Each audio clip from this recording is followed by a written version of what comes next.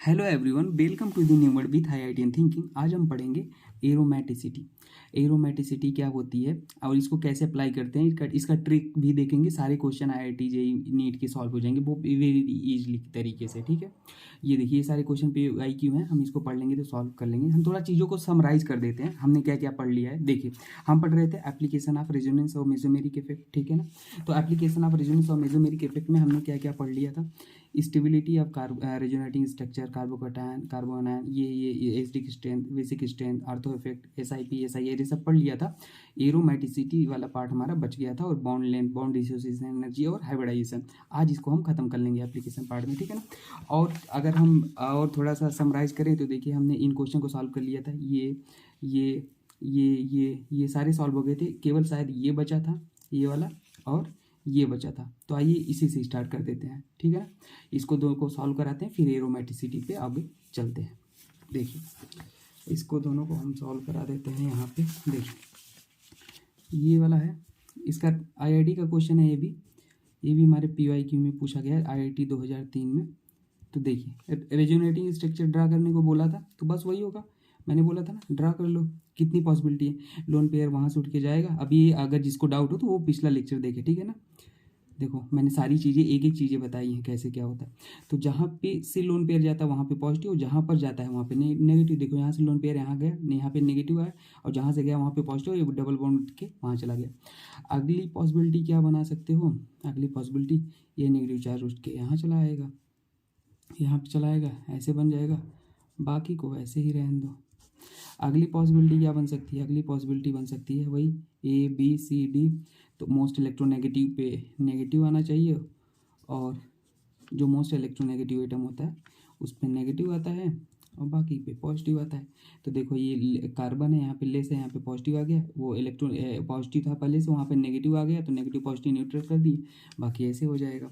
और अगर एक पॉसिबिलिटी और बन सकती है, यहाँ पे देखो ऐसे, अगर यहाँ पे बनाओगे तो वही ABCD। तो देखो यहाँ पे कैसे बन जाएगा, ध्यान देना ऐसे। तो ये डबल बॉन्ड मिडिल में ला देते हैं, यहाँ पे नेगेटिव, यहाँ पे पॉजिटिव। आप कहोगे सर यहाँ पे कार्बन था, यहाँ भी कार्बन था, तो आपको वहाँ नेगेटिव यहाँ पॉजिटिव क्यों बना, क्योंकि यहाँ पे इसके पास ऑक्सीजन था, तो ऑक्सीजन को नेगेटिव पसंद होता है, इसलिए नेगेटिव को इधर हमने कर दिया। ऐसे सोच सकते हो। तो ये सारी पॉसिबिलिटी थी रेजोनेटिंग स्ट्रक्चर की, ठीक। अगला क्वेश्चन कौन था, ये बचा था सर, इसको भी करा देते हैं यार। देखो ये है OH, RCOCl और RCONH2, ठीक है, दिख रहा है आपको। देखिए इसको सॉल्व कीजिए, तो इसमें क्या हो जाएगा, आपको स्टेबिलिटी बताना था। स्टेबिलिटी तो देखो रेजोनेंस तो सब में हो रहा है, सब पे लोन पेयर है, इसमें कोई डाउट नहीं है। रेजोनेंस के कारण स्टेबिलिटी बढ़ती है, रेजोनेंस सब में हो रहा है। अब दूसरा फैक्टर आप क्या लगाओगे, सोचो जरा। तो देखो अगर दूसरा फैक्टर देखोगे तो ऑक्सीजन और नाइट्रोजन, ठीक है ना। ये नाइट्रोजन ऑक्सीजन एक ही पीरियड के एलिमेंट है। अगर एक ही पीरियड के एलिमेंट है तो वहाँ पे इलेक्ट्रोनेगेटिविटी फैक्टर सोचेंगे। और इलेक्ट्रोनेगेटिविटी फैक्टर क्या, कौन सा वाला लोन पेयर इजीली रेजोनेंस में पार्टिसिपेट करेगा। सोचो, थोड़ा सा आप सोचो, दिमाग लगाओ, फिर मैं बताता हूँ आपको। सोच लिया आपने, कर लिया। देखिए आइए अब मैं बताता हूँ। देखिए यहाँ पे ये पीरियड के, तो इलेक्ट्रोनेगेटिविटी सोचना है। जो लेस इलेक्ट्रोनेगेटिव होगा वो इजीली लोन पेयर को देगा, लेस इलेक्ट्रोनेगेटिव इजीली डोनेट कर देगा लोन पेयर को, है ना, क्योंकि उसे इलेक्ट्रॉन पसंद नहीं होते, नेगेटिव चार्ज, ठीक है। तो अब देखो यहाँ पे ऑक्सीजन और नाइट्रोजन में कौन लेस इलेक्ट्रोनेगेटिव है, ये वाला। मतलब A B अगर C नाम दे तो C और A में कौन होगा, CA में A जीत गया। अब बात आता है सर B का क्या करोगे, B क्या करेगा, ये तो आप पीरियड से बता दिए, इसको क्या करोगे। इसमें हम ऐसे सोच सकते हैं कि देखो क्लोरीन का जो साइज होता है ना वो बड़ा होता है, क्योंकि ये 3p होता है इलेक्ट्रॉनिक कॉन्फ़िगरेशन करोगे तो। और ये सब सेकेंड पीरियड के एलिमेंट है, ध्यान देना, ये सब सेकेंड पीरियड के एलिमेंट है। तो सीधी सी बात है, इसकी साइज बड़ी होगी, और साइज अगर इंक्रीज करती है तो ओवरलैपिंग क्या होता है, डिक्रीज करता है। ऐसे सोच लो, बताया था मैंने पिछले लेक्चर में, ओवरलैपिंग डिक्रीज करेगा तो उसकी स्टेबिलिटी घट जाएगी, ठीक है ना। तो हमारा सीधे सीधे कौन हो जाएगा, C हो जाएगा, फिर A हो जाएगा, और B तो सबसे लास्ट में हो जाएगा। ये भी क्वेश्चन आपका हो गया, ठीक है। अब आइए आज हम पढ़ते हैं एरोमेटिसिटी। हमने स्टार्ट किया था एरोमेटिसिटी को अच्छे से, पूरा एक एक बात, एक एक क्वेश्चन को सॉल्व करके बिल्कुल देख लेंगे क्या होता है क्या नहीं होता है। देखिए अब हम पढ़ते हैं एरोमेटिसिटी फिर पढ़ लेंगे, फिर क्वेश्चन को सॉल्व कर लेंगे। देखिए अगर एरोमेटिसिटी की हम बात करें ना, तो आपको कहाँ पे एरोमेटिसिटी सोचना है।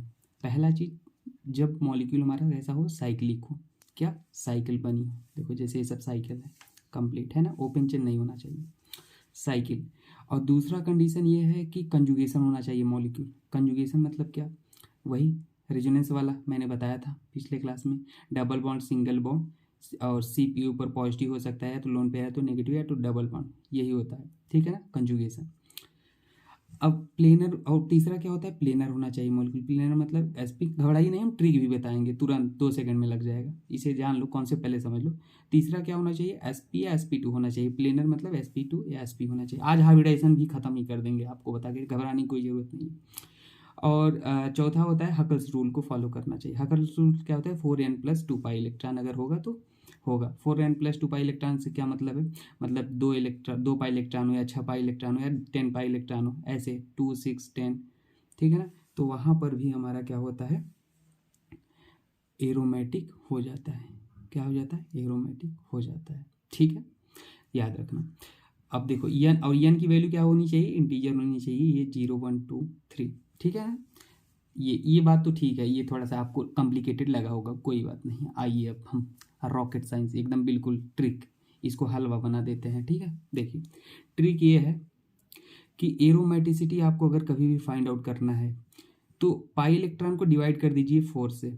अगर डिविजिबल नहीं आता है तो वो क्या होता है, एरोमेटिक होता है। क्या, एरोमेटिक। अभी एग्जांपल लेते हैं, ठीक है ना, आसानी से आएगा, जैसे देख लो, यही देख लो, अच्छा थोड़ा सा अगर आपको राहत हो जाएगा।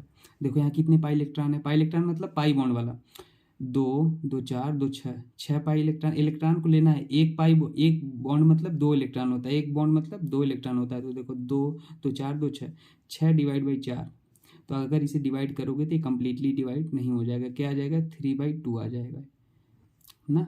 तो ये क्या हो जाएगा, एरोमेटिक हो गया, ठीक है, समझ आया। दूसरा क्या होता है, अगर पाई इलेक्ट्रॉन डिविजिबल हो जाता है तो एंटी एरोमेटिक हो जाता है, एकदम तुरंत खटाक से कर लो। अब देख लो, जैसे यहाँ पे एग्जांपल ले लो, ये वाला देख लो, जैसे मॉलिक्यूल ये वाला में देखो 2, 2, 4, और पॉजिटिव चार्ज मतलब 0 इलेक्ट्रॉन, और नेगेटिव चार्ज मतलब याद रख लेना 2 इलेक्ट्रॉन। नेगेटिव चार्ज मतलब 2 इलेक्ट्रॉन, ठीक है ना, याद रखना ये सब चीज़ें। नेगेटिव चार्ज मतलब 2 इलेक्ट्रॉन। तो यहाँ पे देखो 2, 2, 4, ठीक है ना, 4 दिख रहा है आपको, और अगर 2 और 2 4 है, तो यहाँ पे आप क्या कह लोगे, ये एंटी एरोमेटिक है। क्या है, एंटी एरोमेटिक। अब ध्यान देना, अभी हम हाइब्रिडाइजेशन का कॉन्सेप्ट बताया नहीं है, तो आप घबराइएगा नहीं, यहाँ भी पॉजिटिव कर लो, अभी यहाँ पे कुछ नहीं, नहीं तो वो नॉन एरोमेटिक हो जाएगा। ये यहाँ पे पॉजिटिव था, ठीक है ना। अब देखो ये भी क्या हो गया हमारा, एंटी एरोमेटिक। 2, 2, 4, पॉजिटिव से तो कोई मतलब है नहीं, 0, तो ये एंटी एरोमेटिक। अब देखो if any carbon sp3 hybridise हो तो वो नॉन एरोमेटिक होता है। कोई भी कार्बन अगर sp3 दिख गया तो वो नॉन एरोमेटिक, आंख बंद करके कर देना, ठीक है ना। अब जैसे कहोगे सर ये क्या बता दिया, नॉन एरोमेटिक तो समझ नहीं आया मेरे को, ठीक है मैं यहाँ समझा देता हूँ। देखो जैसे मान लो मेरे पास ऐसे है, ये पॉजिटिव है, ठीक है ना, यहाँ पे ऐसे है। अब देखो यहाँ पे देखो, यहाँ एक सेकेंड बना लूँ, ऐसे ऐसे ऐसे ऐसे और ऐसे कर देते हैं, ठीक है। अब पूछूं आपसे, ये बताओ क्या है, तो आप कहोगे सर 2 इलेक्ट्रॉन 2 इलेक्ट्रॉन 4 इलेक्ट्रॉन, और डिवाइड बाई 4 करेंगे तो कट गया, पूरे पूरे से कट गया, तो ये हो जाएगा एंटी एरोमेटिक। लेकिन डियर गलत हो गया, मैंने क्या बोला, अगर एक भी sp3, ये देखो sp3 है, ये भी sp3 है, तो नॉन एरोमेटिक होता है। बस इतना याद रख लो, हो जाएगा सवाल, ठीक है ना। अब देखो कहोगे सर ये हाइब्रिडाइजेशन आप कैसे निकालते हो, मुझे नहीं पता, मुझे नहीं समझ में आता, तो कोई बात नहीं, आज हाइब्रिडाइजेशन का भी हम टेंशन दूर ही कर देते हैं आपको, बस धैर्य बनाइए। हाइब्रिडाइजेशन, एक सेकेंड पेज ले लें, हम आपको बता देते हैं हाइब्रिडाइजेशन, आज पूरा कॉन्सेप्ट समझा देते हैं। देखो फिर इन क्वेश्चन को सॉल्व करेंगे। देखो जैसे कि मान लो अगर कभी भी सिग्मा बॉन्ड, यहाँ पे लिखा था मैंने, अगर सिग्मा बॉन्ड और लोन पेयर, ठीक है ना, ऐड करने पे 4 आ जाए तो sp3 होता है, 3 आ जाए तो sp2 होता है, और 2 आ जाए तो sp होता है, ठीक है ना। और हमने ट्रिक, अब देखो ट्रिक छोड़ो, अब ऐसे समझो, मेरे पास क्या है, कार्बन हाइड्रोजन दिख रहा है ना, कार्बन, और यहाँ पे क्या है, मान लो हाइड्रोजन और H। आपको हर एक कार्बन का हाइब्रिडाइजेशन बताना है, तो आप क्या कहोगे, देखो यहाँ पे क्या कहोगे, कितने सिग्मा बॉन्ड है। अब सिग्मा बॉन्ड मतलब क्या होता है, एक सिंगल बॉन्ड को सिग्मा कहते हैं, और डबल बॉन्ड होता है तो उसमें एक सिग्मा होता है और एक पाई होता है, और ट्रिपल बॉन्ड होता है तो उसमें एक सिग्मा होता है, दो पाई होता है, याद रख लेना। तो हमें सिग्मा बॉन्ड लेना है। तो देखो यहाँ पे कितने सिग्मा बॉन्ड है, 1 2 3 4, 4 सिग्मा बॉन्ड। अब कार्बन पे लोन पेयर कितना है, 0 0। अब कहोगे सर लोन पेयर कैसे निकालेंगे, तो लोन पेयर कार्बन पे क्या, कार्बन के पास वैलेंस इलेक्ट्रॉन में कितने होते हैं, देखो कार्बन का इलेक्ट्रॉनिक कन्फिग्रेशन करोगे तो 2,4 होता है, ठीक है ना। आउटर मोस्ट सेल में कितने इलेक्ट्रॉन है, 4 है, चारों बॉन्ड बना लिए हैं तो कोई इलेक्ट्रॉन नहीं बचा, तो 0 लोन पेयर, ऐसे निकाला करो। तो कार्बन पास 0 लोन पेयर, 4 आ गया, 4 मतलब sp3। और शुरू में हमने ट्रिक बताया था कि अगर कहीं सिंगल बॉन्ड होता है तो sp3 होता है, ऐसे भी याद रखना, ठीक है ना। अब देखो ऐसे यहाँ निकालोगे तो यहाँ पे कितने सिग्मा बॉन्ड है, 1 2 3। देखो दो बॉन्ड होते हैं तो एक सिग्मा होता है और एक पाई होता है, मैंने यही बताया ना। देखो दो बॉन्ड होते हैं, एक सिग्मा एक पाई, तो ये तो सिग्मा हो गए 1 2, और इसमें एक सिग्मा ये है 3। लोन पेयर 4 बॉन्ड बनाया है कार्बन, 1 2 3 4, तो लोन पेयर 0, तो 3 मतलब sp2, ठीक है ना। इसी तरीके से ये भी sp2 हो जाता है। हमने ट्रिक भी बताया था, डबल बॉन्ड हो तो sp2 कर देना, एक सिंगल बॉन्ड हो तो sp3, और अगर हाँ ट्रिपल बॉन्ड हो तो sp कर देना, ठीक है। अब देख लो, अब यहाँ पे आपको समझ में आ जाए, अगर नहीं समझ में आए तो एक आध और प्रैक्टिस कर लो। और देखो जैसे कि यहाँ पे ऐसे ले लो, इसमें हाइब्रिडेशन निकालना है इसका। तो देखो कितने सिग्मा बॉन्ड है, एक सिग्मा ये हो गया, इसमें एक सिग्मा होता है तो दो सिग्मा टोटल सिग्मा, और लोन पेयर कितना 0, तो 2 आ गया, 2 मतलब sp। ऐसे ही ये होगा sp, ठीक है ना। अब देखो एक चीज़ याद रखना, अगर मैं पूछूं डियर इसमें बताओ हाइब्रिडाइजेशन क्या होगी, देखो इसमें अगर पूछूं हाइब्रिडाइजेशन क्या होगी, देखो दिख रहा है, तो बताओ क्या होगी हाइब्रिडाइजेशन। आप कहोगे सर यहाँ पे हाइब्रिडेशन बताना है आपको इस नाइट्रोजन पे, तो आप कहोगे सर एक सिग्मा दो सिग्मा हो गया, ठीक है। और क्या कहोगे, और एक यहाँ पे हाइड्रोजन भी लगा लो, तो 3 सिग्मा हो गया, एक सिग्मा और हो गया हाइड्रोजन का, 3 सिग्मा।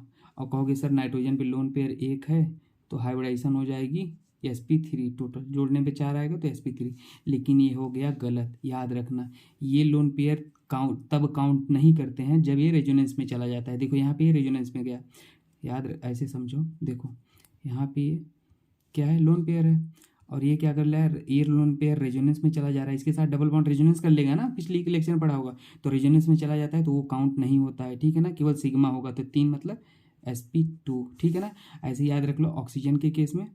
यहाँ पे अब यहाँ पे आप काउंट करोगे, यहाँ पे 2 लोन पेयर होते हैं, तो एक लोन पेयर तो रेजोनेंस में चला गया, एक बचता है जिसको काउंट कर लो, तो क्या हो जाएगा, 1 सिग्मा 2 सिग्मा 3 या 2 सिग्मा है और एक लोन पेयर है, और एक लोन पेयर रेजोनेंस में चला गया, तो 3 मतलब sp2, ठीक है ना। ये चीज़ें याद रखना हाइब्रिडाइजेशन का, अब डाउट ना करना, ठीक है।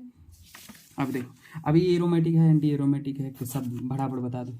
इसमें देखो 2 2 4 2 6, हाँ 6 है, 6 क्या है, 4 से डिविजिबल नहीं है, एरोमेटिक है, ठीक है। ये बता दो 2 2 4 और ये 2 6 है ना इलेक्ट्रॉन, तो ये क्या है, एरोमेटिक है, एरोमेटिक है। अब इसमें बता दो 2 2 4 2 6, ठीक है ना। इसको नहीं काउंट कर लोगे कि 8 कर दोगे, क्योंकि ये एक तो रेजोनेंस कर लेता है ना, इसमें तो ये तो एक ही था, ये रेजोनेंस कर लिया, कोई भी नहीं बचा था। इसमें एक रेजोनेंस कर लिया तो एक बचा था। अब ये नहीं कह देना सर दोनों करा देंगे, एक ही करेगा लोन पेयर अगर 2 होता है तो 2 2 4 2 6 ये भी एरोमेटिक, ठीक है ना। अब यहाँ पे देख लो ये नाइट्रोजन है, तो देखो इस लोन पेयर को इस बार रेजोनेंस नहीं करेगा, याद नोट करके लिखना। अगर कभी भी नाइट्रोजन के बगल जस्ट बगल ऐसे पाई बॉन्ड हो तो वो लोन पेयर क्या होता है, रेजोनेंस में नहीं जाता है, रेजोनेंस में नहीं जाता है, नोट करके लिखना। तो यहाँ पे क्या इसको काउंट नहीं करोगे एरोमेटिसिटी में, तो इसे 2 2 4 2 6, 6 आ गया, 6 4 से डिविजिबल नहीं है तो क्या हो गया, एरोमेटिक हो गया, ठीक है। समझ में आई बात ना। इसमें बता दो एरोमेटिक के नॉन एरोमेटिक। तो देखो ये 2 इलेक्ट्रॉन और पॉजिटिव मतलब 0, पॉजिटिव मतलब 0, और sp3 sp2 तो है नहीं, है ना, ये सारे sp2 हैं। कार्बोकैटायन कहीं भी होता है तो sp2 होता है, तो ये 2 हैं, 2 मतलब क्या हो गया, 6 नॉट डिवाइड, मतलब ये क्या हो जाएगा, 2 सॉरी 6 को 2 को 4 से डिवाइड करना है, तो 2 1 का 2, 2 2 4 1, कंप्लीटली नहीं डिवाइड हुआ तो ये एरोमेटिक हुआ ना, कंप्लीटली डिवाइड होना चाहिए।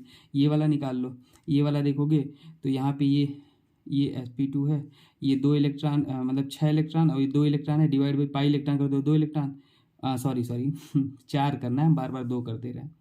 देखो तो ये 2 इलेक्ट्रॉन है, डिवाइड बाई 4 कर दोगे तो फिर इसमें 1/2 आ जाएगा। आप कहोगे सर 1/2 आ गया तो ये एरोमेटिक हो गया। डियर यहाँ पे ध्यान दो sp3 है, भूल गई क्या? तो ये नॉन एरोमेटिक, ठीक है। sp3 है तो नॉन एरोमेटिक। अगर नहीं समझ में आया तो और हम अच्छे से आपको प्रैक्टिस करा देते हैं, घबराने की बात नहीं है। देखो जैसे देखो यहाँ पे ध्यान दो, मैं बोलूँ यहाँ पे ऐसे है, ऐसे है, ठीक है ना। यहाँ पे ये पॉजिटिव है, दिख रहा है। तो आप कहो आप क्या करना है, पाई इलेक्ट्रॉन काउंट कर लो, कितने 2 2 4 और 6 से 4 डिवाइड कर लो। पाई, ये पाई इलेक्ट्रॉन होता है। मैं क्या कर रहा हूँ, एक सेकेंड। यहाँ पे हमने क्या बोला था, ट्रिक कहाँ गया अपना, ट्रिक निकालो पहले। पाई इलेक्ट्रॉन मैंने क्या बताया था आप लोग, सॉरी ये कहाँ गया, हमने बताया था आपको क्या, देखो कहाँ गया, हमने बोला था, ध्यान दो यहाँ पे, कंफ्यूज नहीं होना।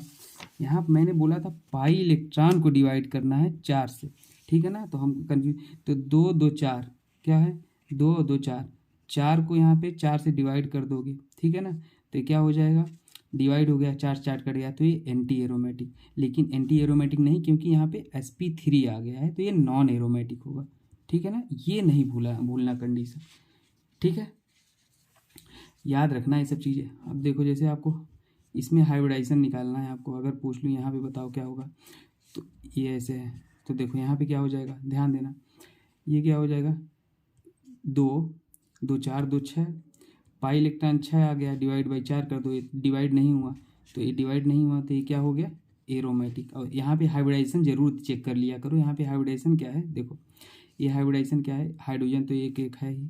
तो देखो अब वही सिग्मा बॉन्ड, कितने सिग्मा बॉन्ड है, 1 2 3 सिग्मा बॉन्ड है, 3 सिग्मा बॉन्ड है, ठीक है।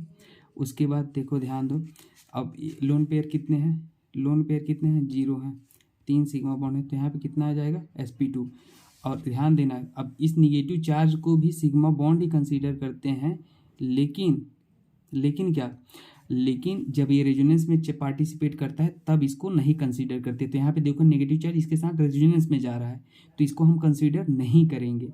अगर मान लो कहीं पे ऐसे होता है नेगेटिव चार्ज दिख रहा है, तो यहाँ पे हमारा जो होता है, यहाँ पे हाइब्रिडाइजेशन निकालते तो sp3 आता है। क्यों sp, यहाँ पे डबल बॉन्ड नहीं है, रेजोनेंस में नहीं जा रहा है, तो सिग्मा बॉन्ड कितने हो जाएंगे, 1 2 3 और इसको भी 4, तो sp3 हो जाएगा, ठीक है ना। ये चीज़ें याद रखना। तो हो गई हमारी बात रेजोनेंस की, एरोमेटिसिटी की, ठीक है ना। डाउट नहीं रखना, क्या मैंने बोला, पाई इलेक्ट्रॉन डिवाइड बाई 4 करना है, इतना याद रखना, पाई इलेक्ट्रॉन ऊपर होना चाहिए, ठीक है। उम्मीद करते हैं आप समझ में आ गई होगी, अगर नहीं आया होगा तो हम फिर से समझा देंगे आपको, ठीक है। अगर इन सब में कोई प्रॉब्लम हुआ हो तो हम फिर से समझा देंगे। इसको फिलहाल हम पहले इन्हें सॉल्व कर लेते हैं। देखिए ये एरोमेटिक नॉन एरोमेटिक वाला है, पहले इनको सॉल्व करते हैं फिर हम उसको करेंगे। देखिए अगर आपको बताना है कि इधर देखो कुछ एक्सेप्शन है, याद रखना, ये नॉन एरोमेटिक होता है ना, क्योंकि इसका ये मॉलिक्यूल प्लेनर नहीं होता है एक्सपेरिमेंटली, ठीक है ना। ऐसे आपको दिख नहीं रहा होगा, आप तो ऐसे कह दोगे कि सर 2 2 4 2 6 2 8 8 हैं, तो 8 पाई इलेक्ट्रॉन डिवाइड बाई अगर 4 करोगे तो एंटी एरोमेटिक आना चाहिए, लेकिन ये एंटी एरोमेटिक नहीं आता है, ये क्या आता है, नॉन एरोमेटिक आता है, ठीक है ना। और इसको भी याद रख लेना, ये नॉन एरोमेटिक होता है क्योंकि इसकी प्लेनरिटी लॉस हो गई। देखो यहाँ ट्रांसफॉर्म में है ये हाइड्रोजन, ठीक है ना, तो याद रखना। अब आपको एक चीज़ और याद रखना होगा, स्टेबिलिटी जो होता है ना एरोमेटिक कंपाउंड का, कैसे आप फाइंड आउट करोगे, सबसे ज़्यादा स्टेबल एरोमेटिक होता है, फिर नॉन एरोमेटिक होता है, फिर एंटी एरोमेटिक होता है ना, सबसे लीस्ट स्टेबल एंटी एरोमेटिक होता है। जैसे एग्जांपल ले लो ये वाला, तो अगर इसमें ये निकालना है तो आपको बता दो, सबसे पहले तो aromatic anti aromatic find out करो। तो एंटी एरोमेटिक फाइंड कैसे करोगे, यहाँ पे आप देखो प्रैक्टिस हो जाएगी आपकी फिर से। देखो अब वही पाई इलेक्ट्रॉन काउंट कर लो, 2 2 4 और इसके पास 2 लोन पेयर होता है, तो 2 2 4 2 6, एक ही लोन पेयर काउंट करोगे क्योंकि एक ही रेजोनेंस में जा रहा है, एक तो रेजोनेंस में नहीं जा रहा है, ठीक है ना। तो देखो 2 2 4 2 6, तो 6 हो गया। अब कहोगे सर इसको काउंट क्यों नहीं कर रहा हूँ, डियर हमने बोला नाइट्रोजन के जस्ट बगल में, कभी भी नाइट्रोजन के बगल में अगर डबल बॉन्ड हो तो उसको लोन पेयर रेजोनेंस में नहीं काउंट करते हैं, ठीक है, वो काउंट नहीं होता है। तो 2 2 4 2 6, 6 डिवाइड बाई कितना 4, तो ये डिवाइड नहीं हो रहा है ना कंप्लीटली, तो ये हो गया एरोमेटिक। तो ये मॉलिक्यूल हमारा कैसा हो गया, एरोमेटिक हो गया, ठीक है। ये वाला निकाल लो, इसमें निकाल लो, तो इसमें 2 2 4 है ना, तो हमारे पाई इलेक्ट्रॉन कितने हैं, 4 हो गए, और डिवाइड बाई 4 कर दोगे, डिवाइड हो गया, तो ये एंटी एरोमेटिक। और एंटी एरोमेटिक में सतर्क रहा करो, sp3 वाला जरूर देखा करो। तो ये कार्बोकैटायन है तो ये sp2 है, कोई डाउट नहीं है, एंटी एरोमेटिक ही होगा, ठीक है ना। तो ये क्या हो गया हमारा एंटी एरोमेटिक, ठीक है। अब ये वाला निकाल लो, ये वाला तो साफ साफ दिख रहा है, ये sp3 है, ये भी sp3, ठीक है ना, यहाँ पे दिख रहा है ना आपको। तो ये क्या है, ये नॉन एरोमेटिक है। तो हमारी स्टेबिलिटी क्या हो जाएगा, सबसे पहले एरोमेटिक होगा, मतलब ए होगा, फिर कौन होगा, नॉन एरोमेटिक, दिख रहा है ना ऊपर, एरोमेटिक नॉन, फिर सी होगा और फिर बी होगा, ठीक है, ये होगा, याद रखना। अब देखो इस वाले केस में अगर आप देखोगे तो इसको भी देख लो थोड़ा सा। यहाँ पे आपको कभी भी इन सब मॉलिक्यूल में ऐसे पूछे ना, तो आप हमेशा कैसे सॉल्व किया करो, याद रखना, इसको ब्रेक कर लिया करो। तो ऐसे कि आप कहोगे सर हम इसको नीचे साइड ब्रेक नहीं कर सकते, क्योंकि देखो ऑक्सीजन इलेक्ट्रोनेगेटिव है, तो एरो हमेशा इलेक्ट्रोनेगेटिव साइड होना चाहिए, तो नेगेटिव उधर आ जाएगी, इधर पॉजिटिव आ जाएगा। इसको भी ब्रेक कर लो ऐसे, नेगेटिव उधर, इधर पॉजिटिव, नेगेटिव उधर और इधर पॉजिटिव, ठीक है ना। अब देखो यहाँ पे 2 2 4 और यहाँ पे 0 है, तो 4 डिवाइड बाई 4 ये क्या हो जाएगा, एंटी एरोमेटिक। ये क्या हो जाएगा, 2 डिवाइड बाई 4, तो ये क्या हो जाएगा, डिवाइड नहीं हो रहा है, तो ये एरोमेटिक हो जाएगा। ये क्या हो जाएगा, ये 2 2 4 2 6, और 6 डिवाइड बाई 4 करोगे तो डिवाइड नहीं होगा, तो ये एरोमेटिक हो जाएगा। तो ये क्या हो जाएगा, 2 2 4, ये तो एंटी एरोमेटिक हो जा रहा है, ठीक है ना। तो अनस्टेबल विच वन, तो अनस्टेबल पूछा था आपसे, तो अनस्टेबल की बात आती है, तो ये भी हमारा अनस्टेबल है और ये भी अनस्टेबल है। अब ये दोनों क्या है, स्टेबल है, ये क्या है, स्टेबल है, ठीक है ना। अनस्टेबल मतलब ये भी अनस्टेबल, ये भी, क्योंकि दोनों एंटी एरोमेटिक। एक चीज़ और याद रख लेना, डाइपोल मोमेंट क्या ऑर्डर कभी पूछे तो जो एरोमेटिसिटी का ऑर्डर होता है, स्टेबिलिटी का, जो स्टेबिलिटी का होता है वही क्या होता है, डाइपोल मोमेंट का होता है। कभी भी डाइपोल मोमेंट पूछ ले तो आप एरोमेटिसिटी देख लेना, एरोमेटिसिटी की स्टेबिलिटी देख लेना। अब एक चीज़ याद रख लेना, कभी भी अगर पूछा जाए सबसे स्ट्रॉन्ग कौन इफेक्ट होता है, एरोमेटिक होता है, रेजोनेंस होता है, हाइपर कंजुगेशन होता है कि इंडक्टिव होता है, तो याद रखना सबसे पहले इंडक्टिव को देखना, फिर रेजोनेंस देखना, फिर हाइपर कंजुगेशन देखना, फिर इंडक्टिव देखना। हाँ हाइपर कंजुगेशन हमने नहीं बताया, पर थोड़ा सा याद रख लो, हाइपर कंजुगेशन अगर अभी बता दें तो sp2 के बगल अगर कोई sp3 कार्बन है, उसके पास अल्फा हाइड्रोजन है, तो वहीं उसी को कहते हैं हाइपर कंजुगेशन। sp2 के बगल sp3 कार्बन से जुड़े हाइड्रोजन को अल्फा हाइड्रोजन कहते हैं। जितना ज़्यादा अल्फा हाइड्रोजन होगा उतना ज़्यादा क्या होता है, स्टेबिलिटी। बाकी हम हाइपर कंजुगेशन पढ़ाएंगे तो डिटेल में पढ़ाएंगे, ठीक है, इतना याद रख लो। अब देख लो, अब अगला कुछ प्रैक्टिस क्वेश्चन है, इसको भी सॉल्व कर लेते हैं, बाकी हम आपको बताते हैं। देखो ये प्रैक्टिस है, इनको भी देख लेते हैं। अब देखो यहाँ पे क्या है, आपको इसमें बताओगे कैसे सर, इसमें कैसे करेंगे, तो हमेशा याद रख लो, इसको किसी भी तरीके से ब्रेक कर लो। पहले तो देखो मान लो ऐसे ब्रेक कर लिया, क्योंकि कार्बन कार्बन है इस बार, तो इलेक्ट्रोनेगेटिविटी वाला फंडा है नहीं, दोनों सेम है, किधर से ब्रेक कर लो, तो इधर नेगेटिव आएगा और ऊपर पॉजिटिव आएगा।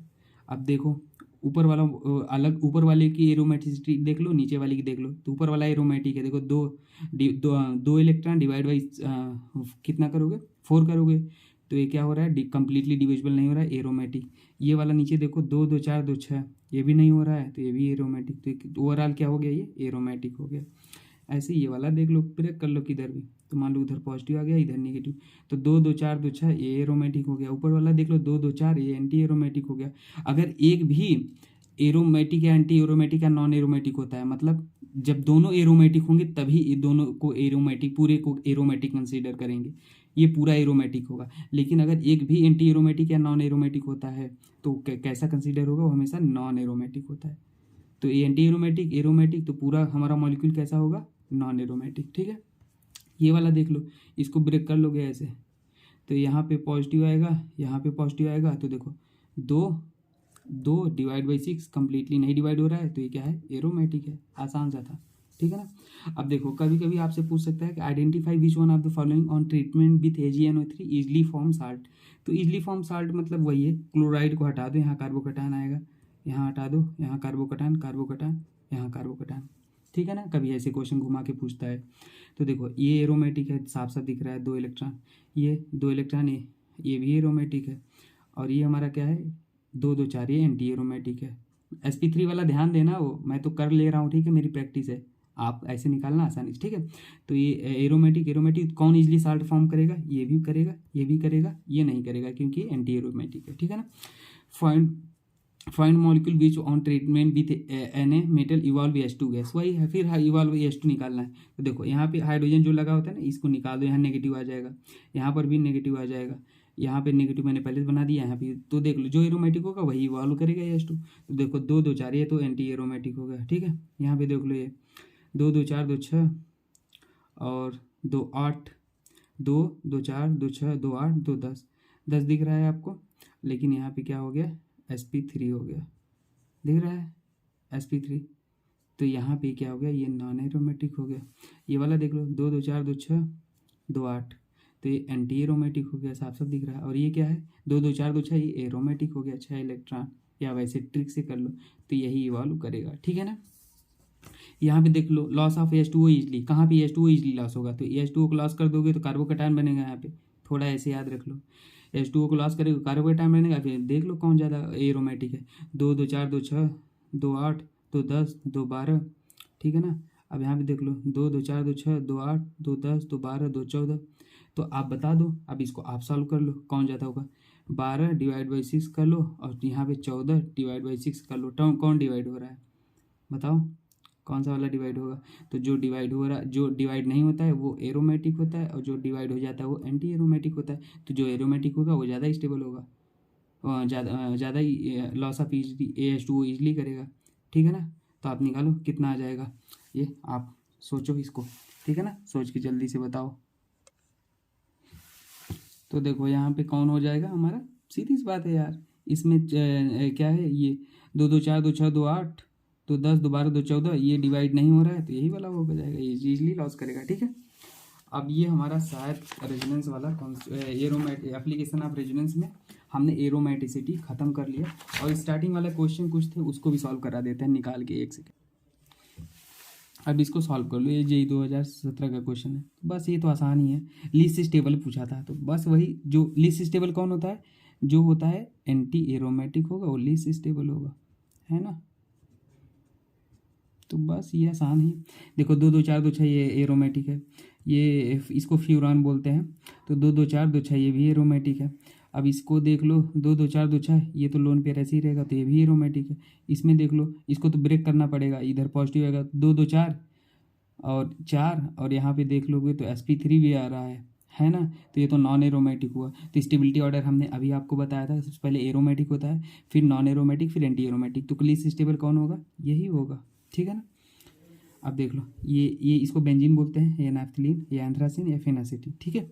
अब इसमें पूछा था कौन ज़्यादा स्टेबल होगा, तो इसका रेजोनेटिंग स्ट्रक्चर अगर ड्रा करोगे तो कौन किसका बताओ, इसका 2 रेजोनेटिंग स्ट्रक्चर आता है, इसका 3 रेजोनेटिंग स्ट्रक्चर आएगा, इसका 4 आएगा, और इसका 5 आएगा।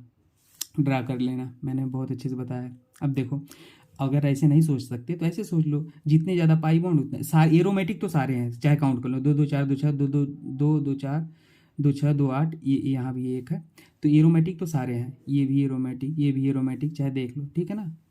सभी डिवाइड नहीं होंगे पाई इलेक्ट्रॉन 4 से, तो अब जितने ज़्यादा पाई बॉन्ड होगा उतना ज़्यादा क्या होगा, स्टेबिलिटी होगा। तो स्टेबिलिटी ऑर्डर क्या हो जाएगा, D हो जाएगा, C हो जाएगा, फिर B हो जाएगा, फिर ये हो जाएगा। ऐसे भी सोच सकते हो यार, नंबर ऑफ रेजोनेटिंग स्ट्रक्चर जितना ज़्यादा होगा उतना ज़्यादा स्टेबल होगा, तो इसके 2 आते हैं, इसके 3 आते हैं, इसके 4 आते हैं, इसके 5 आते हैं, तो ज़्यादा D, C, V है, ठीक है ना। ऐसे भी सोच सकते हो, कई तरीके हैं।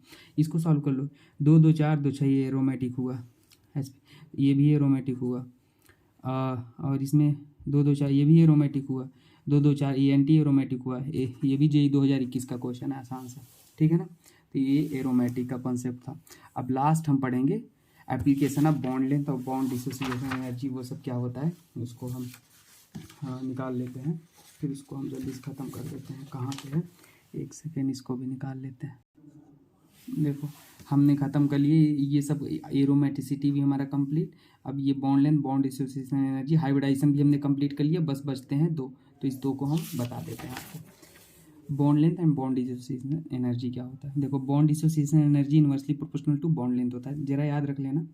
बॉन्ड लेंथ जो होता है ना, वो क्या होता है, ये ऑर्डर होता है। सबसे पहले क्या होता है, प्योर सिंगल बॉन्ड सबसे लंबा होता है, फिर पार्शियल डबल बॉन्ड जो रेजोनेंस के कारण आता था, और फिर प्योर डबल बॉन्ड, ये ऑर्डर याद रख लेना। अगर हम मैं पूछूँ कार्बन और क्लोरीन में बॉन्ड लेंथ आपको बतानी है किसका अधिक है, बॉन्ड लेंथ या बॉन्ड डिसोसिएशन एनर्जी। तो बस आप क्या किया करो, रेजोनेंस देख लो।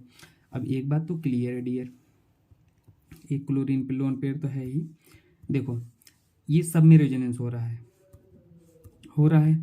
तो देखो यहाँ पे तो ये लोन पेयर पूरे रिंग में दौड़ेगा, दिख रहा है आपको, यहाँ पे बहुत ज़्यादा रेजोनेंस हो रहा है, यहाँ पे एक बार रेजोनेंस हो रहा है, एक रेजोनेंस हो रहा है, दिख रहा है, यहाँ पे तो को नो रेजोनेंस हो रहा है, नो रेजोनेंस हो रहा है, दिख रहा है, और यहाँ पे रेजोनेंस हो रहा है ऐसे ऐसे 3 बार रेजोनेंस हो रहा है, दिख रहा है।